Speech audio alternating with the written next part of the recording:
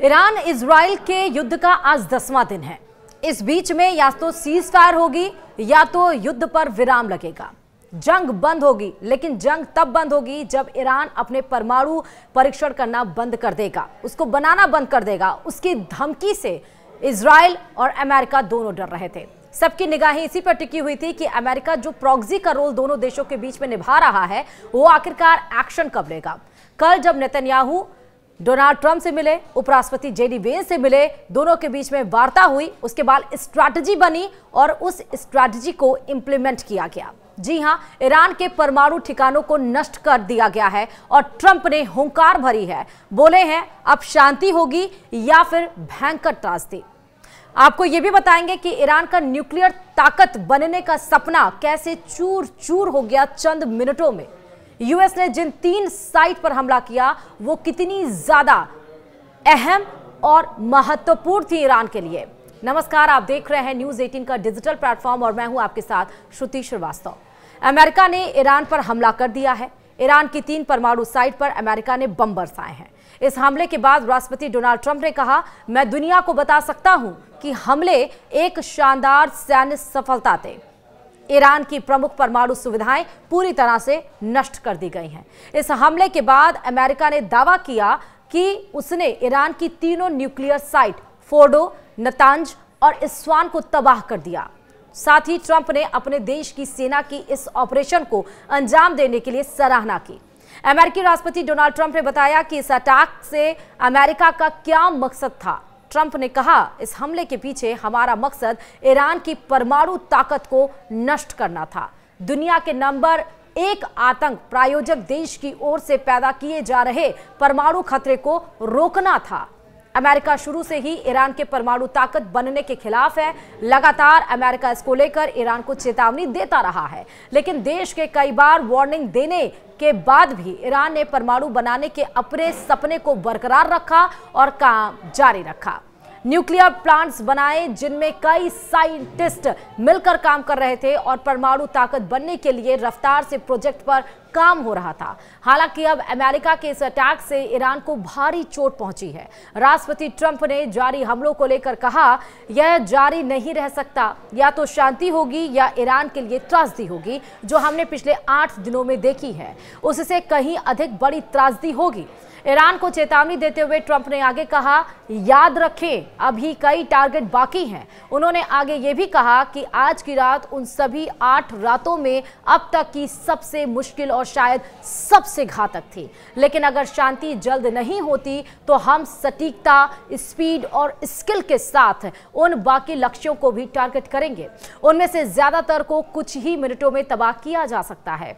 Israel US ने team बनकर काम किया। राष्ट्रपति ट्रंप ने इस अटैक के बाद इजराइल के प्रधानमंत्री बेंजामिन नेतन्याहू का भी आभार जताया है। साथ ही ये भी कहा कि अमेरिका और इजराइल ने ईरान के खिलाफ एक टीम बनकर काम किया है। ट्रंप ने कहा कि मैं प्रधानमंत्री नेतन्याहू को धन्यवाद और बधाई देता हूं। हमने एक टीम के रूप में काम किया जैसे शायद पहले किसी भी टीम ने काम नहीं किया होगा और हम ईरान के भयानक खतरे को मिटाने के लिए एक लंबा सफर तय कर चुके हैं। ट्रंप ने आगे ये भी कहा कि मैं इजरायली सेना को उनके अद्भुत काम के लिए धन्यवाद देना चाहता हूं। साथ ही उन्होंने कहा कि अमेरिका की पूरी सेना को एक ऐसे ऑपरेशंस पर बधाई देना चाहते हैं जिसे दुनिया ने कई दशकों में नहीं देखा। ईरान को अब शांति बनानी चाहिए। अगर वो शांति नहीं लाते हैं तो भविष्य के हमले कहीं अधिक बड़े होंगे। 40 सालों से ईरान इजराइल और अमेरिका के लोगों को मार रहे हैं। इतने सारे लोगों को उनके जनरल कासिम सुलेमानी ने मार डाला। मैंने बहुत पहले ही तय कर लिया था कि मैं ऐसा नहीं होने दूंगा। अब यह जारी नहीं रहेगा। अब जिन 3 साइटों को नष्ट किया गया है अमेरिका के द्वारा, जिसके वीडियोस भी जारी किए गए हैं हमले के, वो आखिरकार कितने महत्वपूर्ण थे वो हम आपको बताने जा रहे हैं।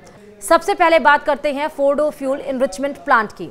फोर्डो न्यूक्लियर प्लांट ईरान के सबसे महत्वपूर्ण न्यूक्लियर प्लांट में से एक है। यह तेहरान से 125 मील दूर कौम शहर के पास है। यह एक पहाड़ के नीचे लगभग 300 फीट गहराई में बना हुआ है। इसे ईरान का माउंट डूम कहा जाता है क्योंकि यह इतना सुरक्षित है कि इसे नष्ट करना लगभग असंभव माना जाता है। फोर्डो में अत्यधिक संवर्धित यूरेनियम का प्रोडक्शन होता है जो परमाणु बम निर्माण के लिए बेहद अहम माना जाता है। हाल की IAEA रिपोर्टों से पता चला है कि ईरान ने फोर्डो में यूरेनियम का प्रोडक्शन 60% के स्तर तक बढ़ा दिया था। वहीं दूसरी तरफ फोर्डो परमाणु साइट को लेकर इजरायली अधिकारियों ने यह दावा किया था कि अमेरिका के अलावा कोई देश इस साइट पर हमला नहीं कर सकता क्योंकि यह इस तरह से तैयार की गई है। वहीं बात करते हैं दूसरी साइट को, यानी कि नतांज। यह ईरान का एक प्रमुख यूरेनियम संवर्धन स्थल यानी कि यूरेनियम इनरिचमेंट साइट है जिस पर इजराइल ने हाल ही में हमला किया।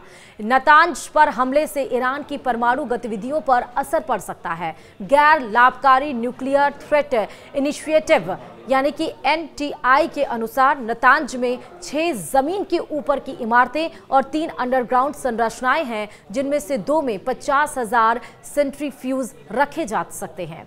वहीं तीसरी साइट की बात करते हैं जिसको US ने नस्तनाबूद कर दिया, वो है इस्फहान। यह ईरान की एक और महत्वपूर्ण परमाणु साइट है जिस पर भी इजराइल ने हमला किया। यानी इस्फहान पर हमले से ईरान की परमाणु गतिविधियों को नुकसान पहुंच सकता है। इस्फहान परमाणु साइट ईरान के सेंट्रल साइट पर है। यह देश का सबसे बड़ा न्यूक्लियर रिसर्च कॉम्प्लेक्स है। NTI के अनुसार इस्फहान में 3000 साइंटिस्ट कार्यरत हैं।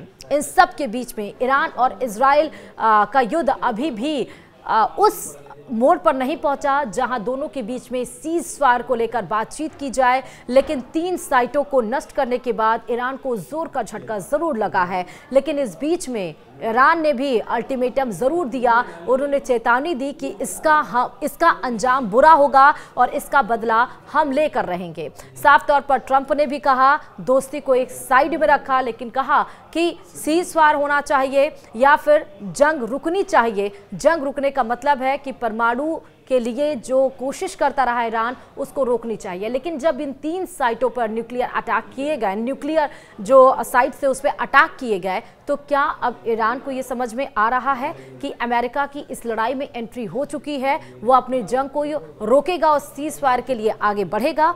रुकना होगा। इस अपडेट्स के लिए फिलहाल इस वीडियो में इतना ही। आप देखते रहिए News 18। नमस्कार।